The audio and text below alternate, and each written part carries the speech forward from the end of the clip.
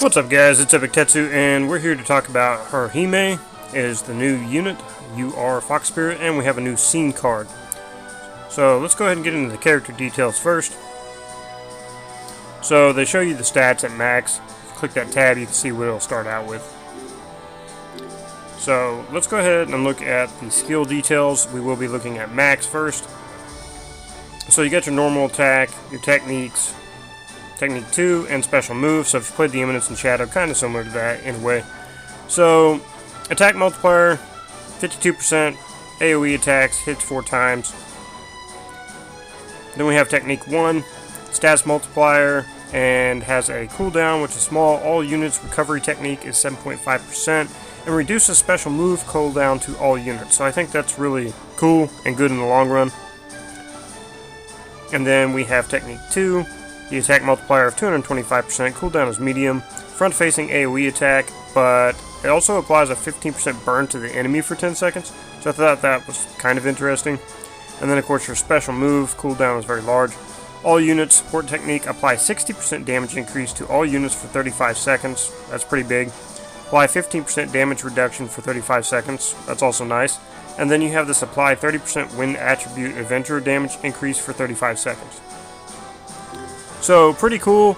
I kind of think it would have been better if she was like an assist character almost, the way her kid is, but pretty cool, pretty cool. So, let's look at the skill details again, but let's look at them in the minimal. So, in the minimal, you see it's 40%. And then your max went up to 52. So, maxing out that character's skills is only going to go up by 12%. So that's something to take into account, is like looking at what they do and then looking at like the total max upgrade, which overall it'll still be good, but you're more or less looking for things that the unit does to help your team out. So like I said, reducing special move cooldown to all units was pretty cool. So the interesting thing about this game so much that I've noticed, it's not so much about the character as it seems to be about these scene cards. And at max, like, that's crazy. So like your HP is 80% or more, you get 30% magic increase to self, and the minimum is 15. So it's a really good scene card, especially for, you know, the whole magic units. But what I wanted to talk about scene card wise, okay, so about the scene cards, if you go into the event, you'll see event bonus up at the top right. And you'll notice there are scene cards, and these scene cards give you the bonus. You'll notice the unit doesn't give you any bonus.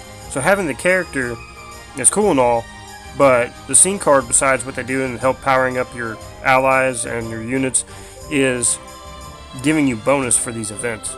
So you'll see that her card is 20%, you know, level 1 over here at, you know, max awakening for it. And then, you know, 20% for this card, and then 5% for the one in the exchange shop. So a total of, if you max them all, 45% extra bonus in your drops. It also says to mention that, you know, you need to add the scene cards to your units. So you can't just own them and have them in your inventory, they need to be equipped. So that's the main thing I would note about scene cards in this game, is that they are how the bonus works, or at least as of right now. So that's about all I've got for now. Let me know how y'all's pulls went, and if you want to see mine, I'll put them up later. Be well, be epic, take care.